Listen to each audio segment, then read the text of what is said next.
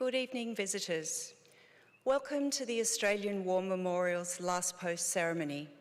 My name is Emily Hiles, and joining us today from the Australian Army is Warrant Officer Class 1, Virginia Morris. We warmly welcome the family of Private Arthur Woods, whose story will be told shortly. This evening, we're honoured to acknowledge His Excellency Mr. Paolo Crudele, Ambassador of Italy to Australia, and the accompanying delegation, who are joining us this evening to mark Italian National Unity and Armed Forces Day. Italian National Unity and Armed Forces Day commemorates the victory of Italy in the First World War and the completion of national unity. We're also honoured to acknowledge Rear Admiral David Mann, representing the Chief of Defence Force, Commodore Eric Young, representing the Chief of the Royal Australian Navy, and Air Commodore David Tithridge, representing Chief of Air Force.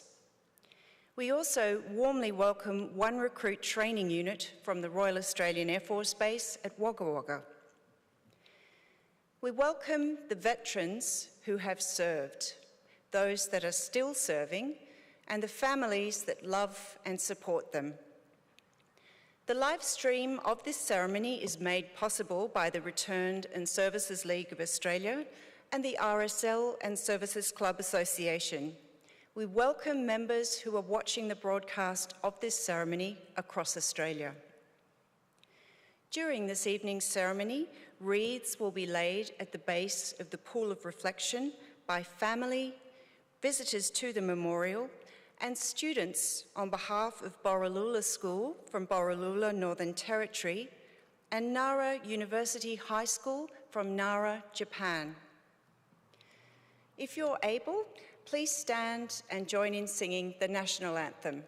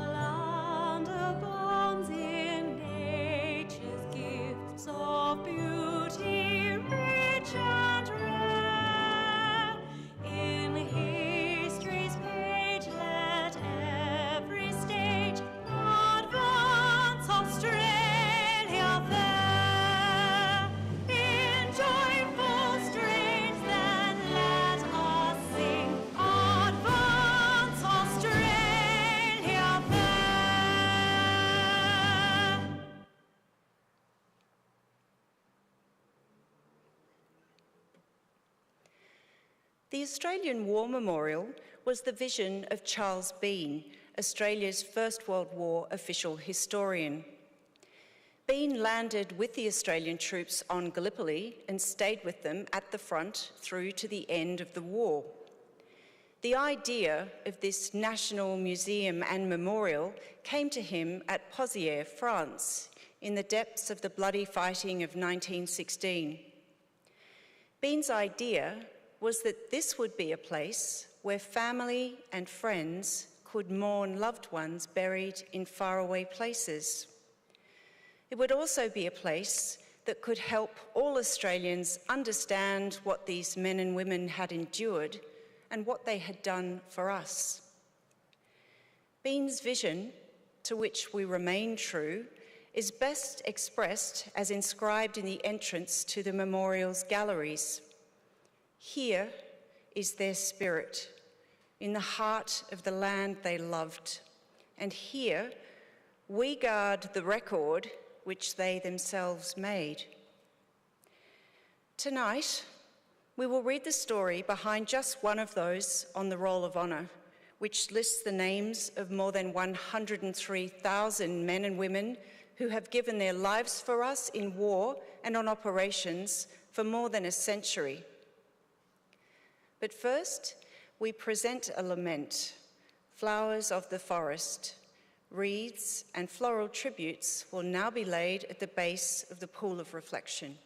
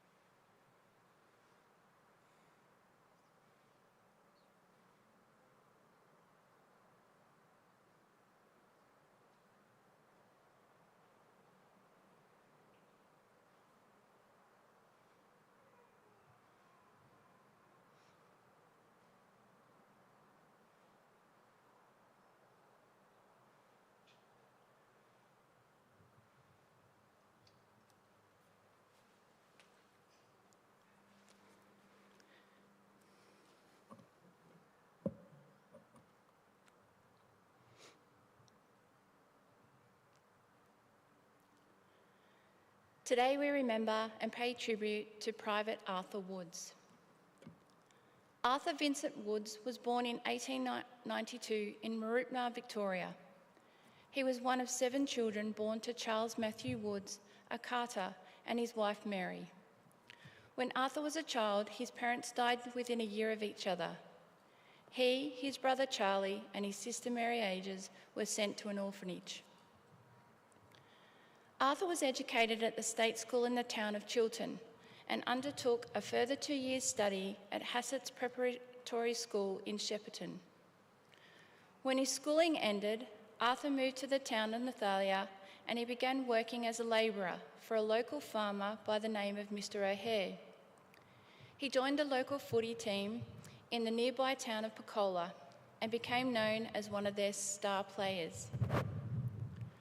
When the First World War broke out in August of 1914, Arthur Woods enlisted almost immediately.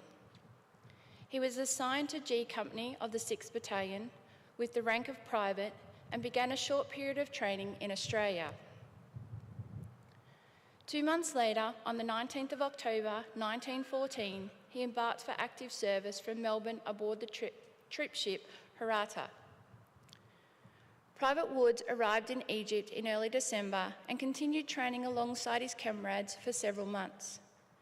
In April 1915, the men began preparing the attack Turkish positions on Gallipoli. Woods and the men of the 6th Battalion went ashore during the second wave of landings on the 25th of April 1915. Rushing onto the beaches under heavy fire from the high ground, Woods and his comrades dashed towards the cliffs to capture the heights. As they did so, Woods was hit in the leg by a stray bullet. He rode home to one of his friends in Pocola, Miss Ivy Grinter. "No doubt you've seen by the papers that I've been wounded, but it's not very serious. I've got a bullet in my leg just above the knee. It was a great experience. I never felt half as nervous as I expected to under fire." We had our advance over a ridge amidst a hail of bullets, and we were then told to go to the next ridge when we were greeted at the top by 3 or 4 shrapnel shells. Each shell contained about 70 bullets, so you can imagine the shower we got, but luckily they all missed me. I was behind a little mound, having shots around the side when I heard more shellings coming. I ducked low and the thought flashed through my mind, will I get any of these?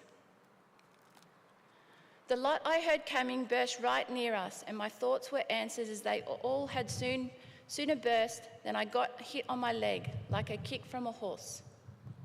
One of my mates bandaged it and then I started back to base where the doctors were and the bullets were whizzing over my head like a hive of bees let loose.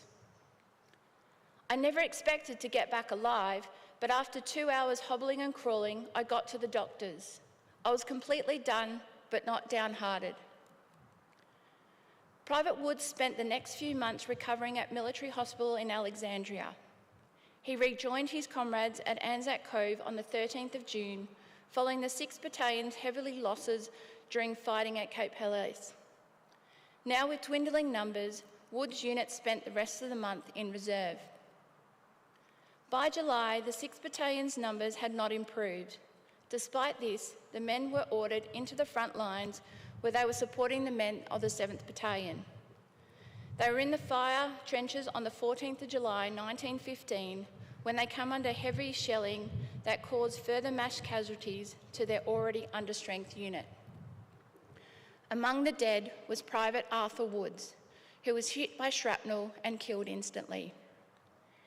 He was buried the following day and today lies at Shrapnel Valley Cemetery among almost 700 others who were killed during the fighting on Gallipoli. Private Arthur Wood was 22 years old. His name is listed on the Roll of Honour on my right, among almost 62,000 Australians who died while serving in the First World War. A photograph of his headstone is displayed today by the Pool of Reflection. This is but one of many stories of service and sacrifice told here at the Australian War Memorial. We now remember Private Arthur Woods, who gave his life for us, for our freedoms, and in the hope of a better world.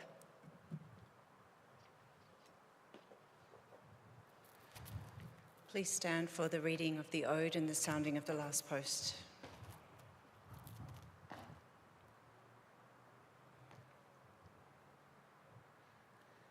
They shall grow not old as we that are left grow old. Age shall not weary them, nor the years condemn. At the going down of the sun and in the morning we will remember them.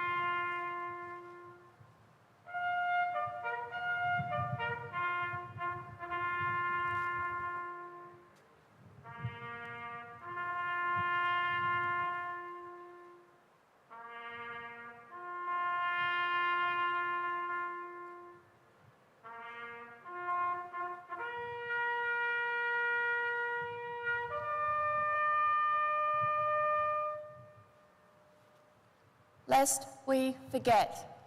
Lest we forget.